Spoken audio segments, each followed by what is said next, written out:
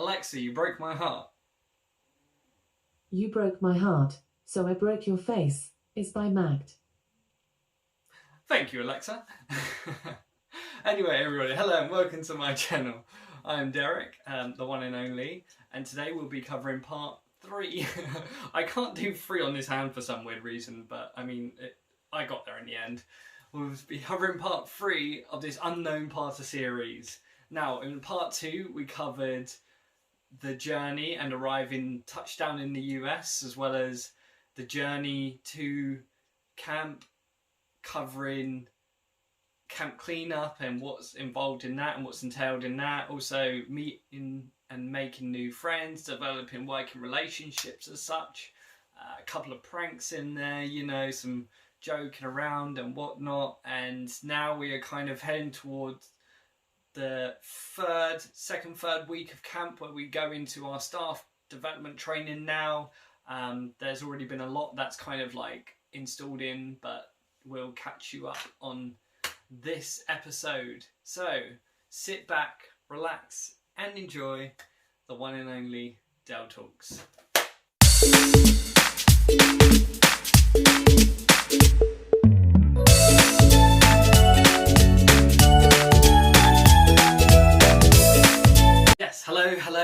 Hello, and welcome back, everybody. Okay, so we're gonna get straight back into it with a quick recap there for you guys. So, part 2. So we touched on in the US. We got to camp. We met people. We said hello. We cleaned up. We done a lot of hard labour, and all for the setup for the preparation for summer.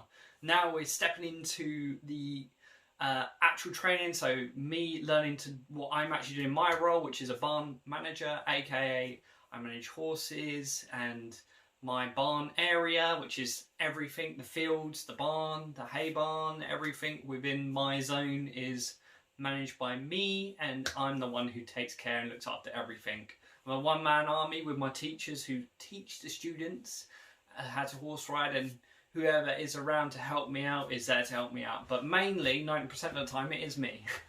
So it was difficult overall, but hey, we'll get there. Also, during our training, before the we did our icebreakers, like you're doing any job, kind of these things. So we set up, hi, my name's Derek, I'm so and so, I'm from here, so and so. And so forth, and it moves on to the next person. We also have a lot of adorable things like singing camp songs at each meal time, and also beforehand. We basically live camp life, so it gets drilled into us, so that when these campers come, we're all prepared and we know what to do and what our job is, kind of thing. I mean, my job is more animal set, whereas everyone else was more activity / camper side of things. So my counsellor abilities were really minimal, but I was obviously still understanding of everything that was to happen or to become as such. But again, it was such a fulfilling experience, and it was wonderful to work alongside so many amazing people and meet so many amazing, adorable people too. And definitely the campers just made me laugh. And I just met so many wonderful people. It's crazy, but hey, enough of that. So here we go. Now, the days as we started training down at the barn, we was taught by someone who had, of course, plenty of experience, who's been on ranches, working on ranches as such, and not ranch sauce, no, not that, actual ranches with horses, the kind of Western kind of, it's obviously more of a Western culture of kind of thing anyway, as such. I mean, of course it happens in other countries too, but of course, ranches, Mexico and all over the Americas as such and beyond. But of course, they're very popular. And anyway, so she had 2 horses. They had already been shipped to camp. the horses don't live on camp. Some of them do, but some of them come in all the way from another state for the summer before, like, we take care of them for that period, and then they go back for the winter. And so anyway, so it's early mornings, really early mornings. I've been obviously working before I came, but it was obviously a lot of energy was being taken up and being processed to do this training. There was a lot of theory side of things, like, you know, finding out interesting facts like horses are measured with hands, and lots of other tiny little details, as well as the basics of how to groom as such. And the phone's ringing. Wonderful. Anyway, so I'm just going to go on while that goes on in the background. Enjoy the fabulous tunes there by moi. Anyway, I'm not going to edit that out. But hey, let's get back to it right now. So we learned, obviously, not only what the horses eat, which was basically mostly hay, unless of course there was a dietary issue. Then there was special food that came in for the horses, for those with medical issues in their diet as such. We went through the products. We went through like the brushes, the different brushes, the plastic brushes and the metal brushes, and kind of went over a lot of other equipment, you know, the basics, the saddles, the rate, everything on that kind of area. It's been a while, so I'm kind of a bit rusty on names of things, so please excuse me, but I am a wary. And the best thing was, I hadn't done horse riding in 10 years, longer than that probably, but I literally was straight back into it, and learning Western was such a fun style to learn. We also learned how to ride bareback, which was kind of nerve-wracking, but it was interesting. Different ways to mount a horse. Okay, side note, the legless is is an actual way to mount a horse, which is obviously how you see Legolas mount a horse in the Lord of the Rings movies, for those who don't know who Legolas is. Once you get the alpha, you know, the rest would just follow, and that's where we got. And we did this kind of day, obviously, over the week and beyond. The smells were very interesting, you know. I mean, thankfully, I don't think that horse poop smells as bad as a lot of other poop. I'm pretty sure dog poop and cat poop are, well, definitely not comparable, but one definitely smells worse than the other. But horse poop isn't that bad, and plus it's very good to use for your gardening.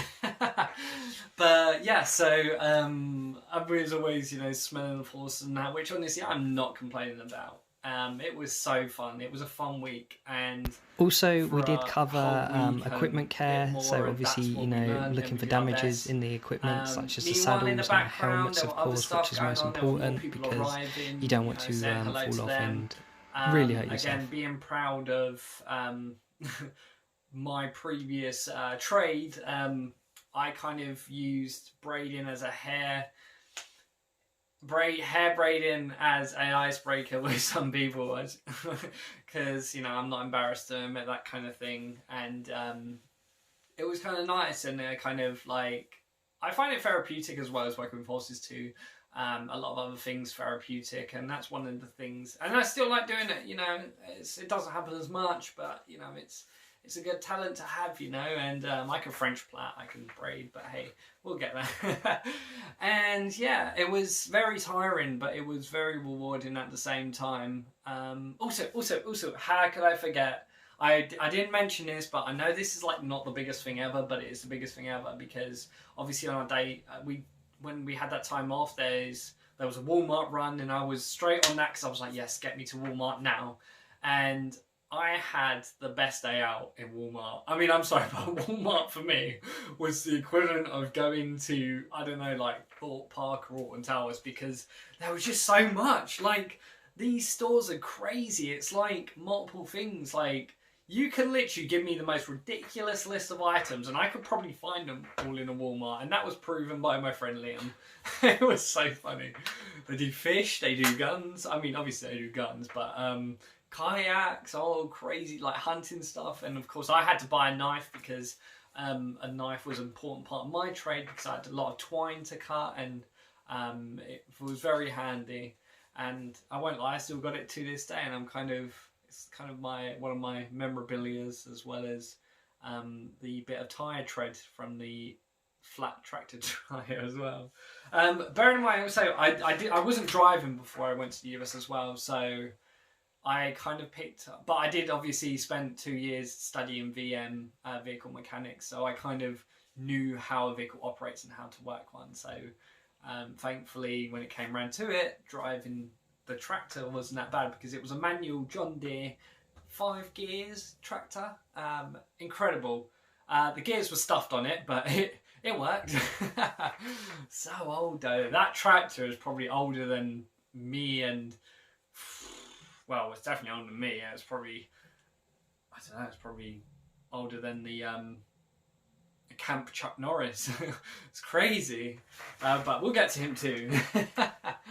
And yeah, I do have, now going back to the horse thing, getting back on track now.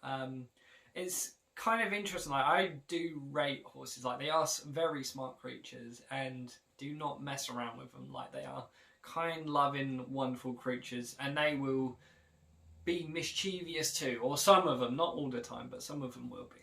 And yeah, it was very entertaining. And also, you've got to, like, obviously, you know, I know that they pick up, like, on your nerves, and they can tell when you're scared or whatever. And the best thing is just to relax. And I know it's difficult to do, but to relax and be calm around these creatures is the best thing you can do. And when they get spooked and freak out, the best thing you can do is remain calm, because that way you can calm them down a lot quicker. And it's kind of like, you know, when you scare someone, you know, and then they're like, ah, but then you're like, oh, you know, it's kind of like that kind of scenario. But of course, not dealing with it properly can also, like, you know, get a lot of people hurt too. But I'm gonna jump ahead on this one, just because when we tied the horses outside to the poles, just for temporarily, because we couldn't do it for long periods of time, like it was like a pole basically, and then you tied the lead around it. You tied the lead on it, and then obviously with the quick release knot, so you can just pull it out, you know, obviously, because we had to learn that too. And one of the horses got spooked and literally yanked and pulled the pole up. The concrete it wasn't really concreted, but it was like wooden posts, and they were very weak. They were very old. We did eventually get it sorted and more secure, but yeah, this horse just yanked back, and it started like whoosh, doing that. And this pole is like the length of my room. Like, it's about 6 foot, and it's like, it was like, oh my gosh, this horse was just like, you know, doing its thing, and I was like, oh my goodness. Like, obviously I ran over there, and I was like, whoa, it's okay. And, you know, calm the horse down, and obviously he just stopped freaking out, and I just cut the twine off, and of course I also, like, obviously released him, and then just calmed the horse down. And it was like I was scared at first, because I was like, dude, I don't want that horse to hit me with that pole, you know. But eventually, like, thankfully, you know, taking the situation on got us out of that situation safely for both sides, and thankfully everything was all good. So that's just a glimpse of what happened in the future run of remaining calm under those kind of situations. But again, the life lessons that came, like, with these kind of things is obviously you know, responsibilities, and you know, kind of taking care of another creature as such, and you know, given a lot of other responsibilities and other, which involves, of course, looking after horses as such, as well as, you know, keeping them clean, looking out for them, and of course getting the help you can or you need to basically, you know, help them, you know, if something bad happens, like they get a cut or something, or they get sick and so forth. And yeah, it was kind of eventful. So after our week of training and all that, we moved on. and I started moving on to, well, we all started moving on to the other side of the lake, and I gotta admit, the camp sat on this lake, it was so beautiful. Like, I have never seen like such a massive lake and all these tall pines. The scenery, I can over exaggerate. I can't even over exaggerate. Like, how I'm describing this scenery is just so, I don't know. It's so difficult to explain it perfectly, but it was so beautiful. Like, and the lake was where, you know, everyone went swimming and the water activities happened, the sailing. I also learned how to use a powerboat, which was so cool. I loved that. I loved it. And where I used to fuel up my tractor on my side was literally right where the docks were. So I'd be able to say hi to Liam and Adam down at the docks when I was coming around, and it was great. And obviously, so the side originally that we started on was a lot bigger because it was the first area built. The second side, where I would be working for the summer, was a lot kind of more condensed down. It was a lot smaller, but I like that because it was easier to, you know, get around. I'm not saying that you wouldn't get lost. It's simple ways to get around in that. And I think we spent like a lot less time like cleaning up on the other side. Like, after we were trained up, we had to do the same thing, like set up the other side. And one of the best things that we did was move the water wheel on 2 rowboats like that, like facing each other, and move it all along the shallow end of the lake, because you could walk in that part of the lake along the whole front from where it was stored to where it had to get to. And it was scary because you're moving this structure and it's like, oh my gosh, what happens? What's going to happen, you know?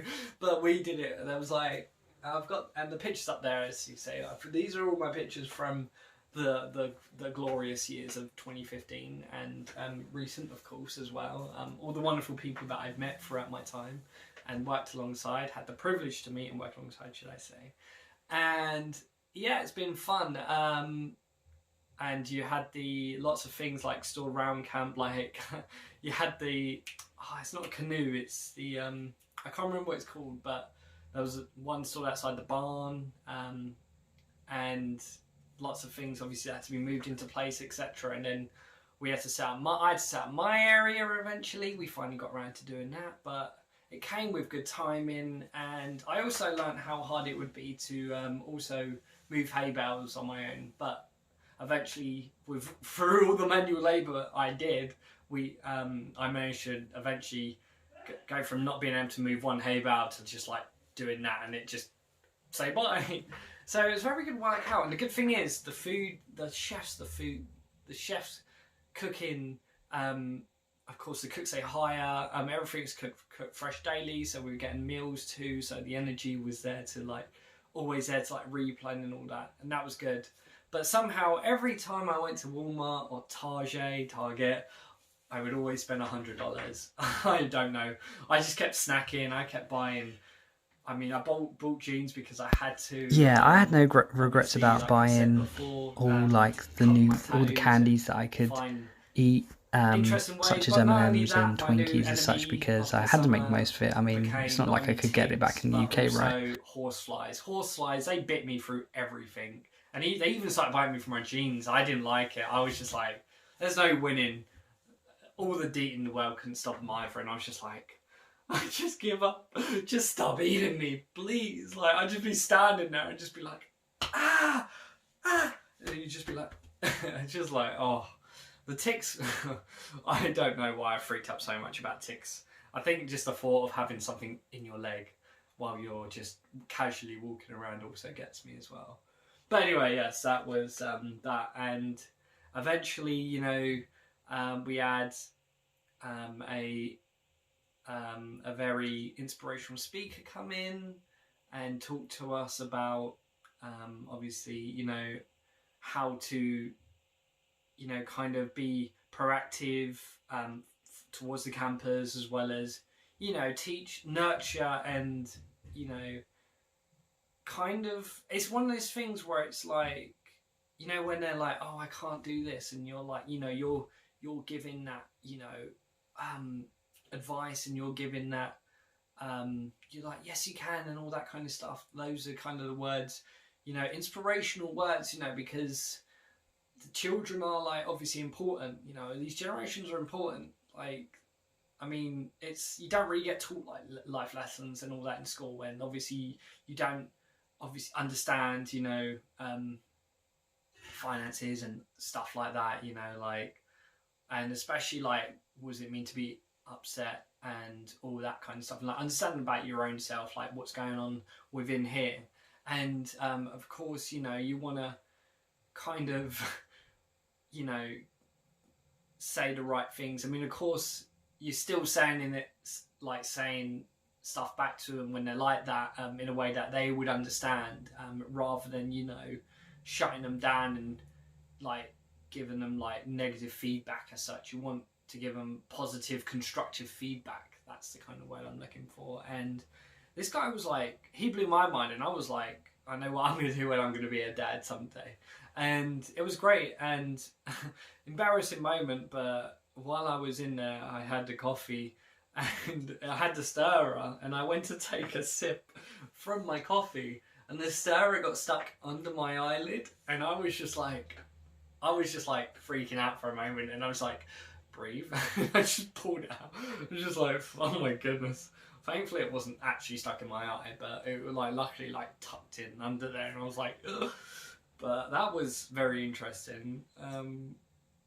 And yeah, so obviously we had lots of these amazing professionals come in, and also these amazing people around us. By this time, obviously, most of the people are there. You know, we're getting our name tags together.